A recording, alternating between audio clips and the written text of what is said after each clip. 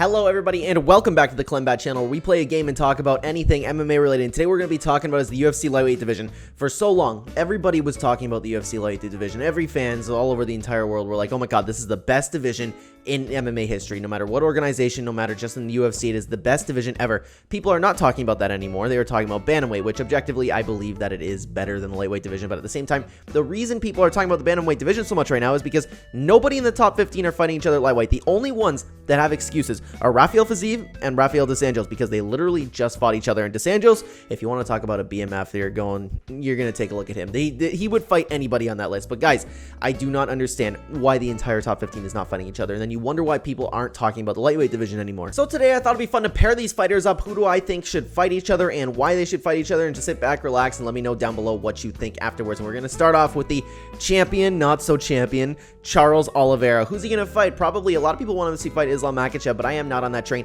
I think this is the absolute best time for Charles to fight Alexander Volkanovski. Think about it. Think about the magnitude of that fight if you're an MMA fan. This is no other time where you'd want to see two champions. Like, I can't imagine, like, even in the future of MMA, I do not want to see another two champions fight each other, because Volkanovski and Oliveira seem like they're in their prime. These two can go down as some of the greatest of all time, if not the greatest of all time. Both of them have the capability of doing so, and I think this is the best time. I don't think Islam Makachev deserves a title shot. Would I be upset if him getting a title shot? No, it's a really cool matchup to see Islam fight Charles Oliveira, you know what I mean? But, and realistically, take a look at all of his other opponents. Who's he beat? He beat Bobby Green on, like, what was it, a day's notice, something like that. Islam Makachev does not deserve a title shot yet, and I think this is the perfect opportunity for Charles Oliveira to fight Alexander Volkanovski to unify the belts potentially. I pick Oliveira in that fight, so I guess there wouldn't be any unifying of the belts. But then again, that could be for the vacant lightweight title, so I think it's a really good matchup. Next up is Dustin Poury on the list. I am putting him against Justin Gaethje. We saw this fight before, and it was an absolute banger, and there's no better time to do it again. They've been talking about fighting each other a little bit, and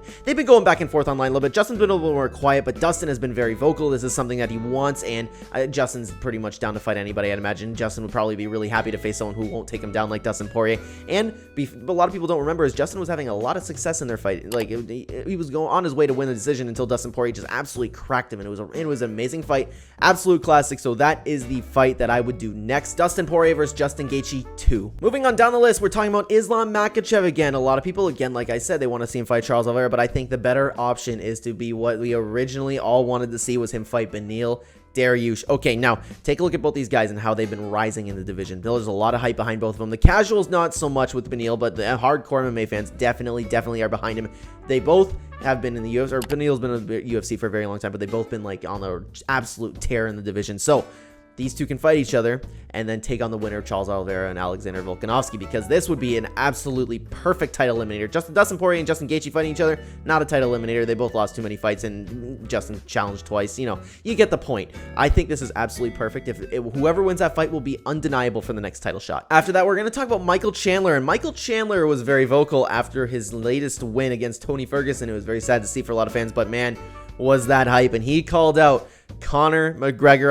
I think that's perfect for him. Yes, Conor McGregor's coming off some losses, and Michael Chandler's coming off of a win, but realistically, before that, he did have 2 losses. As good as he looked in those 2 losses, he had 2 losses, and I think this is a little bit, I actually think this makes sense matchup-wise. Yes, it's a little bit, like, they're fluctuating in the division a little bit in the rankings. Michael Chandler sitting at number 5, and Conor McGregor sitting at number 12. I just think it makes sense, and it would be a magnificent fight. You have Conor McGregor and Michael Chandler, 2 of the most exciting guys, not only in the lightweight division, but in the UFC, like, UFC's history. I think this would be a perfect fight. This would be, honestly, I was about to say this would be like the most excited fight on the list, but I don't know. There's a lot of them. I'd probably think Charles Oliveira versus Volkanovski. I think that'd be, there's so many good fights they can make. This is why I'm talking about it. This is why, like, why are none of these fighters fighting each other? There's so many good matchups. Moving on, though, Raphael Fazeef coming off of an amazing win against Raphael dos Anjos. The fight was a little bit lackluster, but the finish was absolutely, it was amazing, and he keeps going in the division. However, I'm not going to have him fight a top contender. And forgive me, because I always pronounce his first name wrong. Matus Gamrot.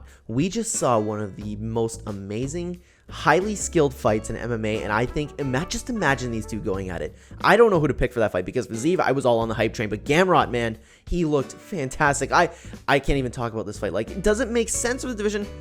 kind of. They're both on the win streak, but their rankings are still a little, I guess, you know what? It does make sense. 7 versus 9. It's just, you don't want to pair two top contenders and two prospects with each other. You'd want to pair them up with, like, Dustin Poury or someone that's, like, not necessarily on his way out, but that makes sense. Like, someone, you don't want to kill two hype trains at the same time, but you're going to have to kill one of them. But I think this would be an absolutely fantastic fight in the UFC Lightweight Division. And guys, you're going to have to forgive me because I am always so bad at pronouncing these last names here. Arman Tsoukian versus Damir Ismagulov. Man, okay, that's the next fight I'm pairing up. And just like I was talking about with Gamrot, we saw an amazing fight. A lot of people thought Arman won that last fight, and it was so close. It was perfect. Now, at the end of the day, he did take a loss, so I think it's actually perfect to pair him up with number 15, a rising contender in Damir, and I think this would be, again, all these fights, I feel like I'm saying the same thing. This matchup is incredible, and I cannot wait to see something like that, so I hope that's what they do next. That one actually makes a lot of sense to me in the division. After that, Jalen Turner versus Dan Hooker. Dan Hooker, man, he's sliding downhill a little bit. He's going to have to take someone, yeah, you know what, it makes sense. The loser might get kicked out of the top 15, but